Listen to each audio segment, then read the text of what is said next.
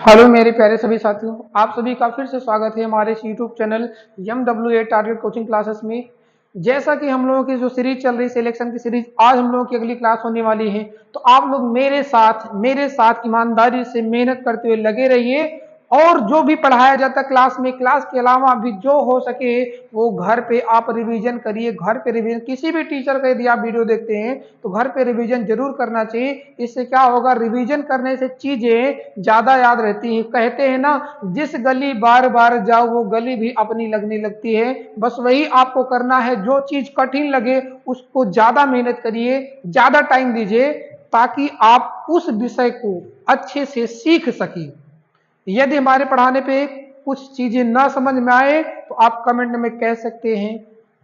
चलिए हम लोग शुरू करते हैं आज की अपनी क्लास। चलिए देखते हैं आज का प्रश्न दिया पहला प्रश्न आपका दिया है 1 - 1/37, 1 - 2/37, 1 - 3/37, डॉट दिया 1 - 71/37।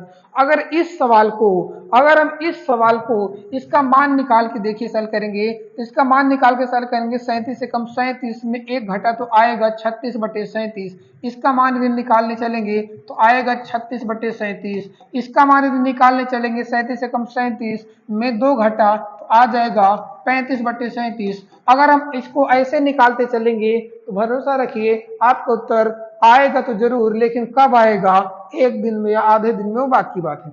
चलिए अब इसको लगाने का दूसरा तरीका देखिए, समझते हैं। करना क्या, देखिए ये क्या एक सीरीज है। सीरीज में दिया क्या, पहले एक में से 1/37 घटा, एक में से 2/37 घटा, एक में से 3/37 घटा। क्या क्लियर है ना? क्यों भाई, यही ना।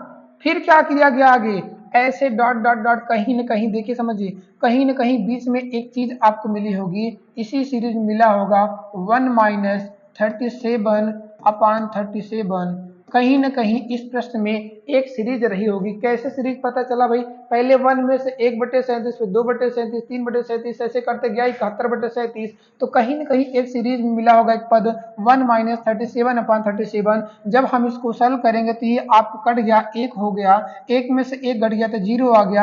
आपको पता होना चाहिए जीरो का किसी भी पद में गुणा करने पर, जीरो का किसी भी पद में गुणा करने पर सभी उत्तर क्या ला देता है, वो जीरो ला देता है। सभी उत्तर क्या ला देता है, वो जीरो। तो इस प्रश्न का जो उत्तर होने वाला है वो क्या होगा, तो जीरो। क्या क्लियर है भाई? चलिए अगला प्रश्न देखते हैं।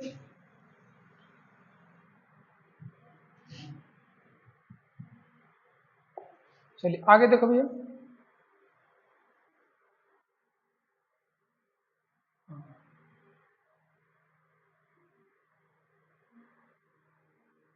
अगले पर दिया एक ट्रेन की लंबाई 150 मीटर है।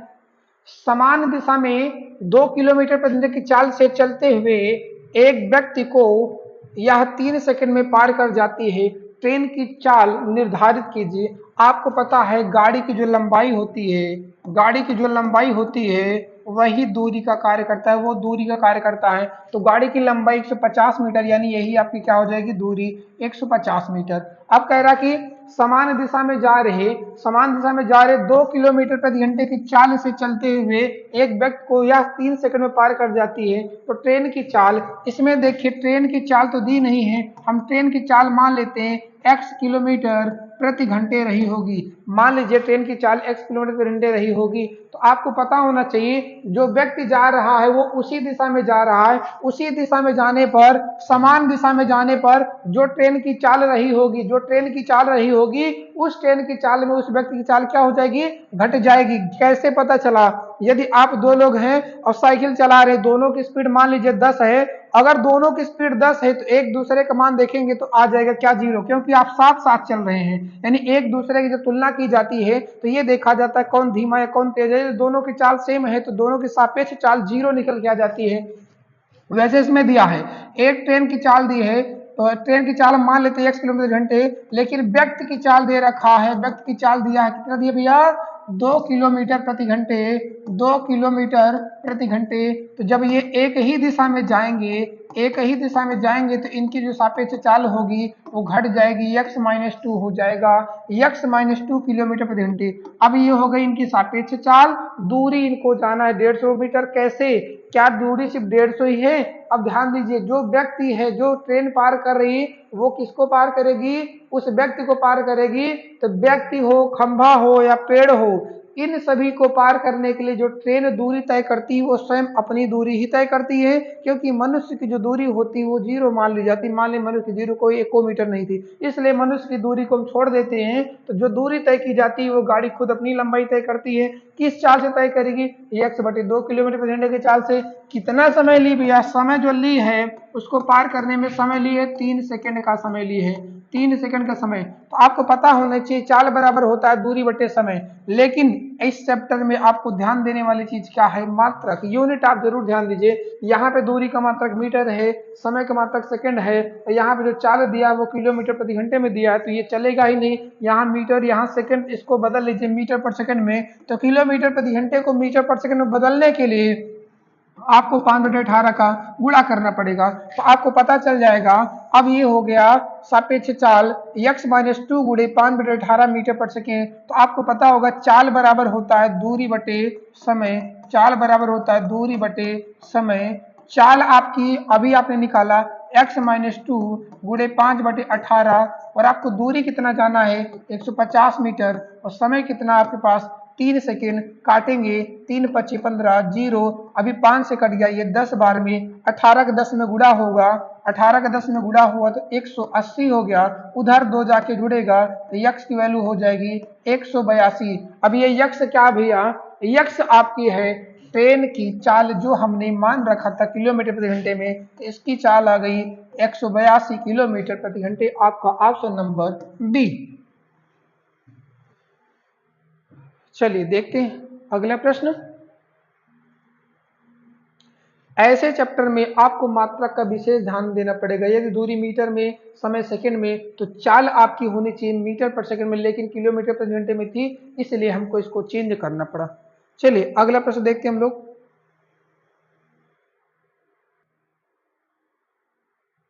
चलो भाई, अगला प्रश्न आपका दिया है, कौन सी धनराशि साधारण ब्याज से 5 वर्षों में 520 रुपए और 7 वर्षों में 568 रुपए हो जाती है।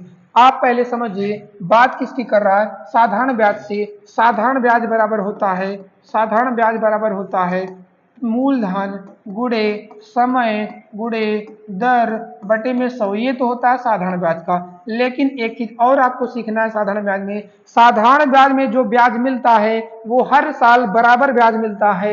यदि किसी धनराशि पर मान लीजिए पहले साल अगर आपको 110 रुपए का ब्याज मिला, तो साधारण ब्याज पर उसी राशि पर दूसरे साल भी आपको 110 रुपए ही ब्याज मिलेगा, तीसरे साल भी 110 रुपए ही ब्याज मिलेगा। यानी साधारण ब्याज में जो ब्याज मिलता है साधारण ब्याज की दर पर, वो हमेशा बराबर होता है। तो वैसे इस सवाल में कहा क्या है? इस सवाल में कह रहा कौन सी धनराशि साधारण ब्याज से 5 साल में 520 रुपए तथा 7 साल में 568 रुपए हो जाएगी, हो जाती है। जो धन हो जाता है वो मिश्र धन कहलाता है। इसका मतलब ये 520 और 568 ये क्या है? मिश्र धन है। आप ये बताइए, अगर 500 रुपया में 520 हो गया, 5 साल में 520 हो गया है, 7 साल में 568 रुपया हो गया, तो जो बढ़ता है वो क्या बढ़ता है? ब्याज बढ़ता है। ब्याज बढ़ा कितना भैया? 20 से लेके 68 तक हो गया। 520 से बड़ा कितना?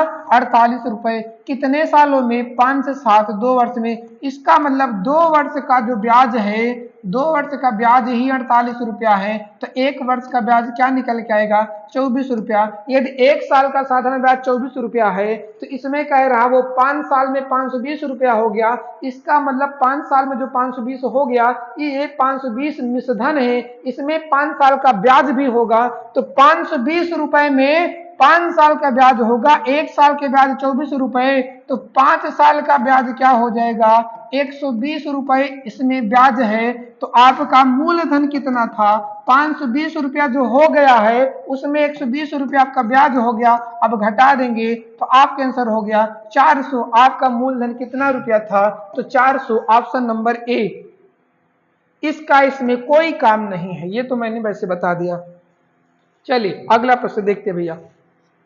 साधारण ब्याज हमेशा बराबर ब्याज देता है, ये ध्यान रखिएगा। अगला प्रश्न,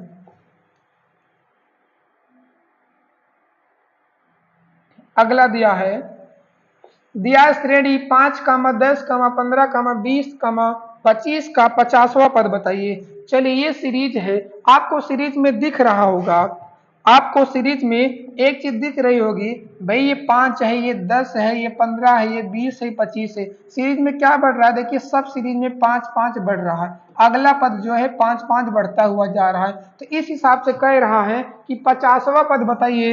50वां पद कैसे निकालेंगे समझिए। पहला पद हम ले लिए, पहला पद आपका 5 हो गया, इसमें कोई ज्यादा नियम कानून हमको लगाना नहीं है, पहला पद मुझे पता है। अच्छा बताइए, अगर पहला पद मुझे पता है, सब में अंतर कितने का है, 5 पद, यानी अगला पद हमको निकालना है तो 5 हमको आगे जाना चाहिए। तो ये बताइए, अगर ये मुझे पहला पद पता चल गया, अगर ये मुझे पता चल गया कि ये पहला पद है, तो दूसरा पद निकालने के लिए, दूसरा पद निकालने के लिए हम कितनी बार 5 जोड़ेंगे, एक बार 5 जोड़ेंगे तो आपका दूसरा पद निकल जा रहा है। तीसरा पद निकालने के लिए हमको 2 बार 5 जोड़ना पड़ेगा, 2 बार क्या करना पड़ेगा, 5। हम निकाल कौन सा रहे, दूसरा पद निकालने के लिए इस 5 में एक बार जोड़े, तीसरा पद निकालने इस 5 में 2 बार 5 जोड़े। तो वैसे क्या करना, हमको निकालना कौन सा पद है, 50वां पद निकालना है। तो 50वां पद निकालना है तो इस 5 में हमको 50 से एक कम 5 जोड़ना है, 50 से एक कम यानी 49 बार हमको 5 जोड़ना है।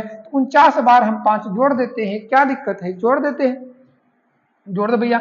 अब 5 हो गया, अब आप चाहे जैसे गुणा कर लिए, 5 9 45 हासिल हो गया, 4 5 की 20, 4 24। अब इसको जोड़ेंगे तो 250, आपका आंसर कितना हो गया, 250। इसका 50वां पद आपका हो गया 250।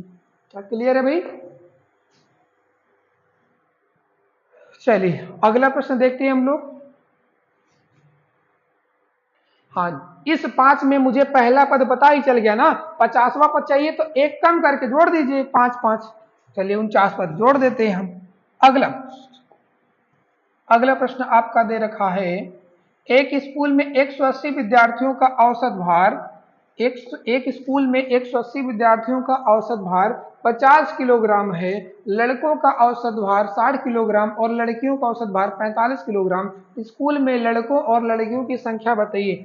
देखिए टोटल बच्चे कितने हैं, 180 बच्चे, और सभी का औसत कितना दिया है, 50 दिया, लेकिन इसमें लड़कों का अलग दिया, लड़कियों का अलग दिया है। अब इसको ध्यान दीजिए, लड़कों का और लड़कियों का अलग दिया है। लड़कों का औसत भार कितना दे रखा भैया, 60 केजी है, और लड़कियों का औसत भार 45 केजी है, और दोनों का कुल मिला के जो दे रखा है वो 50 दिया है। जब कभी किसी चीज के दोनों मान अलग अलग दिए हो और उनका औसत भी दिया हो तो आप ऐसे लिख लीजिएगा, एक यहाँ पे एक यहाँ पे। अब इसका जो संबंध निकलेगा, इनकी संख्या का अनुपात निकाल लेते हैं। अनुपात कैसे निकलेगा, इनका जो है, इनका अंतर 50 और 45 का अंतर आएगा 5, और 50 और 60 का अंतर आएगा 10। आपको घटाना नहीं, अंतर लेना है। अब इसको सरल किए तो 5 से कम 5 दूनी 10, यानी आपका टोटल जो रेशियो आ गया 1:2 आ गया, 1:2। इसका मतलब टोटल मान कितना, 3। टोटल मान 1 और 2 कितना मान हो गया, 3 में। किसका पूछा, स्कूल में लड़कों और लड़कियों की संख्या बताइए।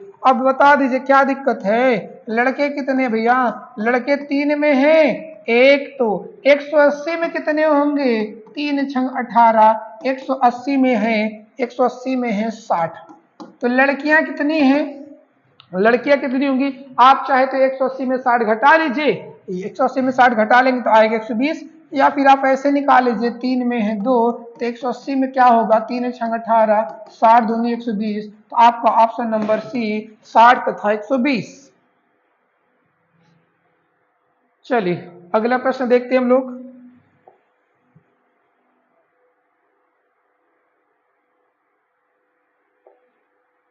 अगला प्रश्न दिया 2 की घात 3,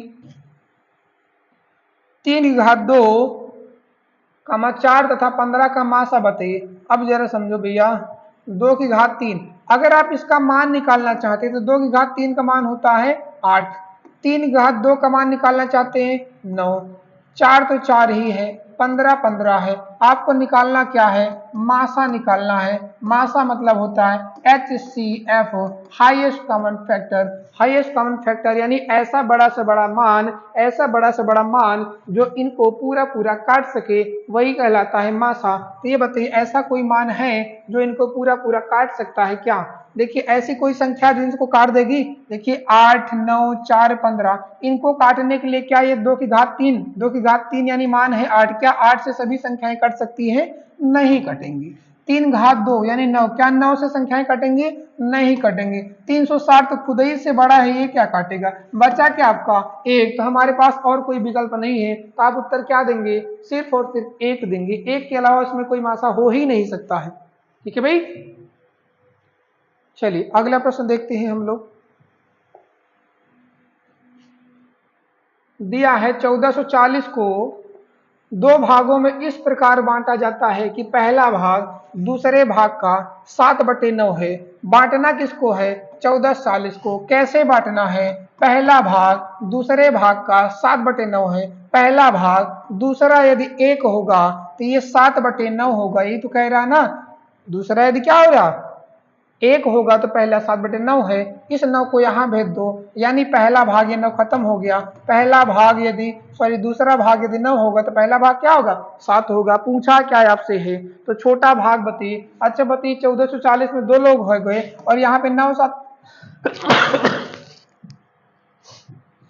सॉरी, यहाँ पे टोटल 9 7 कितना हो गया? 16। तो छोटा वाला भाग कौन सा होगा? पहला वाला। तो 16 में कितना है? 7 है। तो 1440 में क्या होगा? चलो काट देते हैं। 16 के 9 से काटे 140 हो गया, तो 7 का 9 में गुणा हो गया 63 यानी 630। छोटा वाला भाग हो गया 630 रुपया। क्लियर है? चलिए बढ़िया, अगला प्रश्न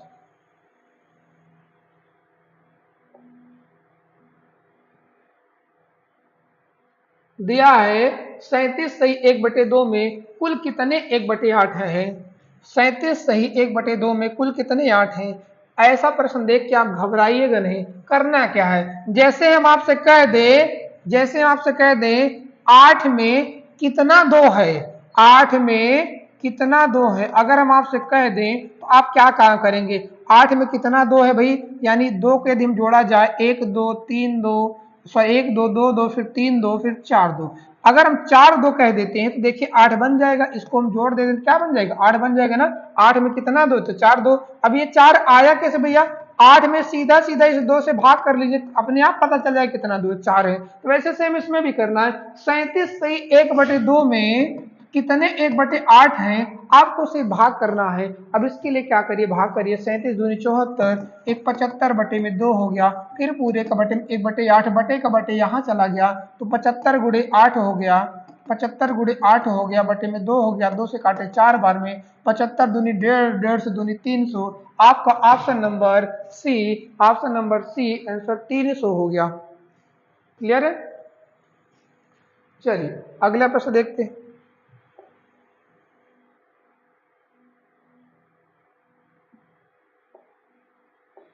यक्स का ऐसा न्यूनतम मान ज्ञात कीजिए ताकि 5 अंकी संख्या 725x3 9 से विभाजित हो। भैया देखिए 9 से कटने के लिए 9 का नियम पता होना चाहिए। तो आपको पता होना चाहिए 9 से वही संख्याएं करती हैं, 9 से वही संख्या करती हैं जिसके अंकों का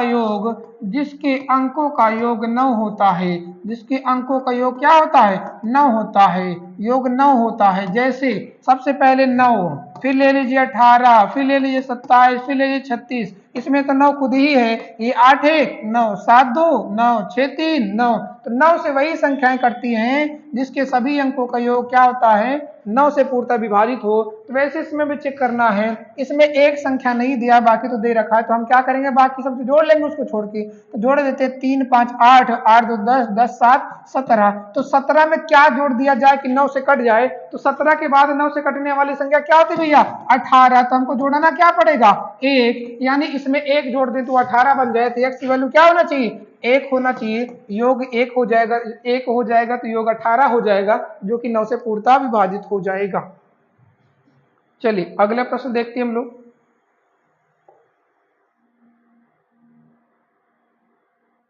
दिया है पी क्यू तथा आर में 1050 रुपए को इस प्रकार विभक्त किया गया है कि पी का भाग क्यू तथा आर के कुल भाग का 2/5। समझिए पी का जो भाग है क्यू तथा आर दोनों को मिला के क्यू तथा आर के कुल भाग का 2/5 है। इसका मतलब समझिए पी इनका 2/5 है, पी इनका 2/5, इनका 1 तो इनका 2/5। इसमें हर दिख रहा है तो इस हर को यहां भेज दो, इस हर को यहां भेज दो, या फिर उसी का हर का सम में गुणा कर दो। ये खत्म हो गए, ये 2 हो गया, ये 5 हो गया। इसका मतलब टोटल कितना, 5 2 7। 7 में 2 पी का हिस्सा है तो पी की राशि बताइए। 7 में 2 रुपया पी का है तो 1050 रुपया में पी का हिस्सा क्या होगा, हम निकाल न ले। 15 दूनी 30 यानी 300 रुपया हम निकाल ले, 300 रुपया। Option number B. चलिए अगला प्रश्न देखते हैं भाई।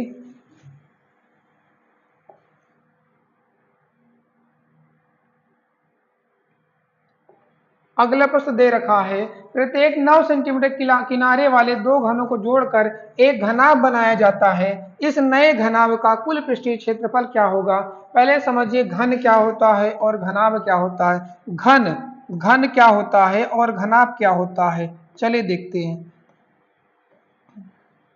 6 सतहों से घिरी हुई ऐसी आकृति, 6 वर्गाकार सतहों से घिरी हुई ऐसी आकृति घन कहलाती है। ये क्या हो गया, घन, जिसकी लंबाई चौड़ाई तथा ऊंचाई क्या हो, बराबर होनी चाहिए। और घनाभ क्या होता है भैया, घनाभ क्या होता है, घनाभ में कम से कम 2 भुजा भिन्न होनी चाहिए। जैसे माचिस की डिबिया, जैसे माचिस की डिबिया कैसी होती है, घनाभ की आकार की होती है। ये हो गया घनाभ। अब कह रहा है कि 9 सेंटीमीटर किनारे वाले दो घनों को जोड़कर एक घनाभ बनाया जाता है। अब इसमें समझिए 9 सेंटीमीटर के तो दो घन हैं।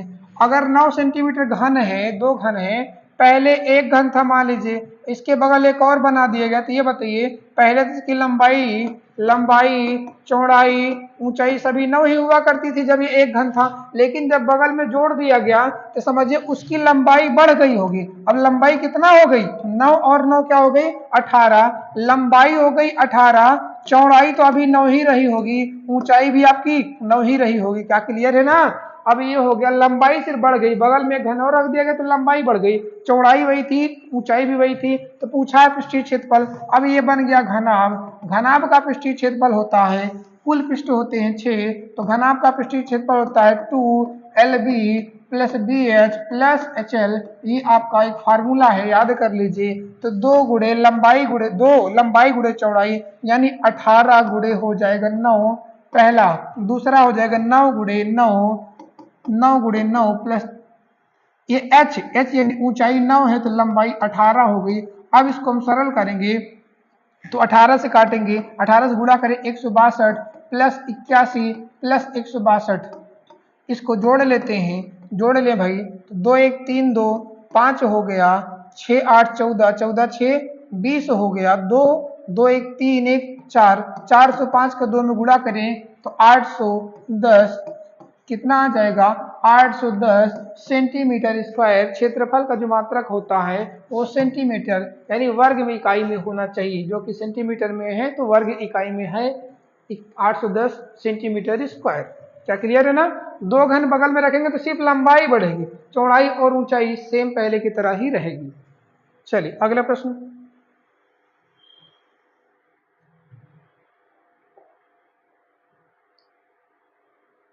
अगला दिया है ए अकेले किसी कार्य को 30 दिन में कर सकता है।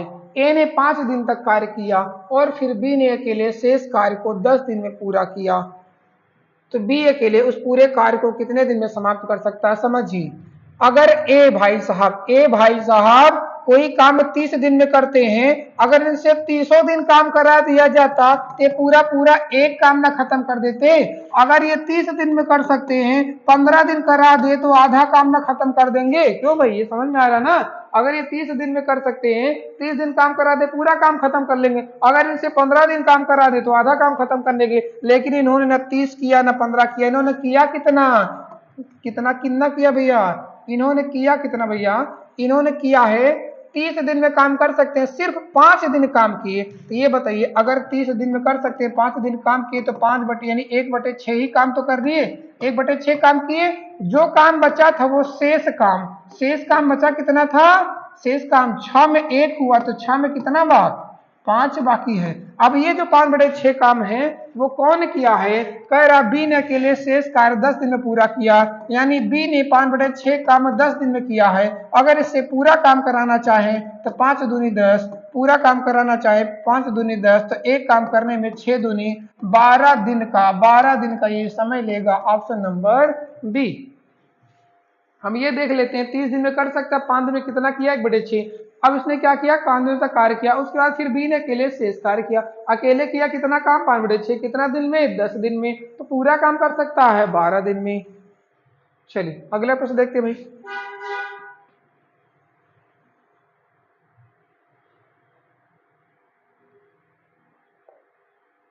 अगला प्रश्न, यहाँ एक टंकी में एक रिसाव है जो उसे 16 घंटे में खाली कर देगा। एक नल खोला जाता है जिससे 1 मिनट में 12 लीटर पानी प्रवेश होता है और अब टंकी 24 घंटे में खाली हो जाती है। 24 घंटे में खाली हो जाती है तो टंकी की क्षमता कितने लीटर की होगी। अब जरा समझिए, टंकी में एक रिसाव है उसे 16 घंटे में खाली कर सकता है, लेकिन जब टंकी 24 घंटे में खाली होती कैसे, क्या कहा, एक नल खोला जाता है जिससे 1 मिनट में 12 लीटर पानी प्रवेश करता है और अब टंकी 24 घंटे में खाली होती। समझिए, ये तो अकेले 16 घंटे में खाली कर सकता था, लेकिन एक नल यदि भरने वाला आ जाता है और भर कैसे रहा है, 1 मिनट में 12 लीटर पानी भर रहा है, तब टंकी खाली होने में 24 घंटे समय लेती है। ये अकेले 16 में खाली कर देता था, लेकिन भर भी रहा है और ये खाली भी कर रहा है, तो कितना समय लग रहा है 16 घंटे। तो एक काम करते हैं, ये खाली करने वाला पहला वाला खाली कर रहा है 16 और दूसरा वाला क्या कर रहा है, अब टंकी जब दोनों खुले हैं तो कितना समय ले रहा है 18। एक काम करते हैं, इन दोनों से कटने वाली कोई संख्या मान लेते हैं कि टंकी मान लेते हैं, टंकी कितने की थी, तो 18 और 16 के एलसीएम ले लेंगे भैया, ले ले, हो गया आपका 144 लीटर। मान लीजिए टंकी कितने की थी, 144 लीटर की टंकी थी। अब ये 16 से काटे, इसका मतलब ये हर घंटे 9 लीटर खाली करेगा और ये हर घंटे 8 लीटर खाली करेगा। समझ में आ रहा कि नहीं आ रहा। देखिए पहला वाला जो है वो 16 घंटे में खाली कर सकता है, दूसरा वाला 18 24 सॉरी कहीं गलती हो रही है, 18 कहाँ से आ गया भाई, सॉरी गलती हो रही। काम करते हैं, इसमें दिया क्या है, पहला वाला जो अकेले 16 घंटे में खाली कर सकता है, लेकिन जब भर रहा है तब 24 घंटे लगता है भाई। हम इसका एलसीएम लेंगे, इनका एलसीएम लेंगे तो कोई टंकी मान लिए टंकी कितने की थी, 48 लीटर की टंकी थी। ये वाला खाली कर रहा है और इसमें क्या हो रहा है, इसमें भर भी रहा और खाली भी हो रहा है, क्लियर है ना। अब ये खाली कितना कर, देखो 48 लीटर खाली करना है 16 घंटे में, तो हर घंटे इनको 3 लीटर खाली करना पड़ेगा और ये 24 घंटे में खाली करेगा तो हर घंटे 2 लीटर खाली करेगा। समझिए, इसकी खाली करने की जो दर है, पहला वाला अकेले खाली करने की दर 3 लीटर है, लेकिन जब टंकी में पानी भरा भी जा रहा है, जब टंकी में पानी भरा भी जा रहा है तो ये 24 घंटे ले रहा है, इसका मतलब हर घंटे खाली कितना हो रहा है 2 लीटर। ये खाली कितना कर सकता है 3 और खाली कितना हो रहा है 2। इसका मतलब क्या हो रहा है, इसका मतलब गड़बड़ ये है कि 1 लीटर कहीं न कहीं से पानी भर रहा है। कितना भर रहा है, 1 लीटर हर घंटे पानी भर जा रहा है भाई, क्योंकि खाली तो 3 कर रहा है, खाली कितना कर रहा है 3 कर रहा है, लेकिन खाली कितना हो रहा है 2। इसका मतलब 1 लीटर पानी भर रहा है, कौन, ये वाला भर रहा है। 1 लीटर भर रहा है 1 घंटे में, तो 48 लीटर भरने में 48 घंटे तो लगेंगे ना। अगर टंकी 48 घंटे में भर रही है, अगर टंकी 48 घंटे में भर रही है तो और 1 मिनट में 12 लीटर पानी जा रहा है, तो कुल कितना पानी गया होगा। इस घंटे को हम मिनट बदल लें, इस घंटे को हम मिनट बदल लेते हैं 60 का गुणा करके, और 1 मिनट में जा रहा 12 लीटर, तो 12 का और गुणा कर लेंगे, टोटल टंकी की कैपेसिटी पता चल जाए। क्योंकि 48 घंटे को हमने मिनट बदला, क्यों, क्योंकि पानी मिनट में गिर रहा, तो 48 घंटे में कितना मिनट होगा, हमने 60 से गुणा किया, और 1 मिनट में 12 लीटर, तो और 12 गुणा कर लेंगे। अब हम इसको सॉल्व करेंगे, सॉल्व करने पे कितना आ गया भैया, देखो सॉल्व करिए, 12 छंग 72, इसका गुणा करो भाई, 12 छंग 72, तो आपका आएगा कितना, 12 छंग 72, गुणा कर लेते हैं, 72 ये हो गया, 72 का 48 में गुणा करते हैं, गुणा करो भाई। चलिए गुणा करते हैं, 8 दूनी 16, 8 7 56 और 4 दूनी 8, 56 8 62, 62 1 63 और 7 चौके 28 6 34, तो 34 36 है ऑप्शन में क्या? नहीं, कहीं गलती हो रही गुणा करने पे। चलो चेक कर ले फिर से। 8 दूनी हो गया 16, 8 7 56, 1 57, 4 दूनी 8, 4 7 28, ये ना। चलो देखिए 6 8 7 15, 8 5 13, 1 14, ये हो गया 34 56 है कहीं ऑप्शन में? देखो 34 56 और जीरो भी हमने छोड़ रखा था, तो आपका आंसर हो गया 34,560 लीटर। क्लियर है भाई? चलिए अगला प्रश्न देखते हैं हम लोग।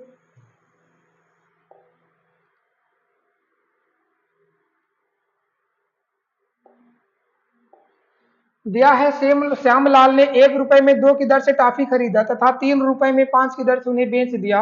1 रुपए में 3 की दर से खरीदा। पहले समझिए, यहाँ पे लिखिए रुपया और यहाँ पे लिखिए वस्तु। जब कभी ऐसा मिल जाए, रुपया में खरीद के वस्तु, इतना रुपये में इतना वस्तु खरीद के इतना रुपये में इतना वस्तु बेच रहा, जब कभी ऐसा मिल जाए, एक काम कर लिया करिए, यहाँ लिखिए रुपया, यहाँ लिखिए वस्तु। आप जो खरीदा है, खरीदा यानी क्रय किया है, और क्या किया? बेचा। जैसे है वैसे आप लिख दीजिए, कुछ करना नहीं। खरीदा कैसे? कितना रुपया में खरीदा? 1 रुपया में 2 टॉफी। और बेचा कैसे? 3 रुपया में 5 टॉफी। बस यही हो गया। आपको करना क्या? बस सीधा से गुणा कर लीजिए। गुणा करिए, इसका इसमें गुणा होगा, इसमें गुणा होगा, तो ये 5 एकम 5 एकम 5 रुपया में खरीदा और 3 दूनी 6 रुपया में बेच रहा। तो ये बताइए, अगर 5 रुपये में खरीद के 6 रुपये में बेच देंगे तो लाभ होगा ना जी। लाभ कितने का? 1 का। खरीदे कितने में थे? 5। प्रतिशत में लगाना तो क्या करेंगे? 100, यानी आपका आंसर हो गया 20%। आपका ऑप्शन नंबर सी। जब कभी वस्तु में खरीद के वस्तु में बेचना है तो ऐसे लिखिए, रुपया हो गया, वस्तु हो गया, खरीदने का बेचने का। अब इसको क्या कर देंगे? 1 रुपए में 2 खरीदा, 3 रुपए में 5 बेचा, ऐसे तिरछा गुणा कर ली। इसका इसमें गुणा होगा। जिसमें रुपया का गुणा होता वही मूल्य होता। जैसे इसमें रुपया किसका है? क्रय मूल्य वाला, तो इसमें गुणा के 5 एकम 5, यानी क्रय मूल्य 5 तो विक्रय मूल्य 6। 5 रुपये में खरीद के 6 रुपये में बेचेंगे तो 1 रुपया लाभ कमाएंगे। 1 रुपया लाभ कमाए, यही लाभ प्रतिशत पूछा है, तो प्रतिशत लाभ बराबर लाभ बटे क्रय मूल्य गुणे में 100। आपका आंसर हो गया 20%। चलिए अगला प्रश्न देखते हैं भाई।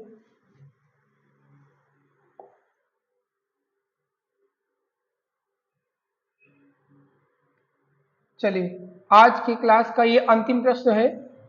दिया है हरि एक कार्य का 25% हिस्सा 5 दिन में कर सकता है। अच्छा बताओ भैया, 25% हिस्सा 5 दिन में करेगा तो 100% हिस्सा यानी पूरा काम, 100% यानी पूरा काम कितने दिन में करेगा? ये 25 चौका 100, तो 5 चौके 20 दिन में करेगा। ये तो कह रहा है। अब ये बताइए, अगर वह उससे पूरा काम कराएंगे तो 20 दिन लग रहा है, ये तो बात हुई ना। 100% यानी पूरा काम, यदि उससे पूरा काम कराएंगे तो 20 दिन लग रहा है, तो कहा क्या? इस कार्य से 20 गुना का बड़ा कार्य करने में उसे कितने दिन लगेंगे? भैया एक काम, 100% का मतलब होता है एक काम। अगर एक काम करने में 20 दिन, तो इससे 20 गुना बड़ा, तो 20 काम करने में कितना दिन लगेगा जी? तो 20 गुना समय भी तो लगेगा। 20 विषम में 400 दिन। आपका ऑप्शन नंबर डी हो गया। भाई अगर काम 20 गुना हो गया तो समय भी तो 20 गुना हो गया। आपका ऑप्शन नंबर डी 400 दिन आंसर हो गया, 400 दिन। चलिए तो आज की क्लास यहीं पे समाप्त की जाती है। आप लोगों की क्लास कैसी लगी कमेंट में जरूर बताइए और अपने यार मित्र के साथ ये चैनल जरूर शेयर करिए। चलिए धन्यवाद।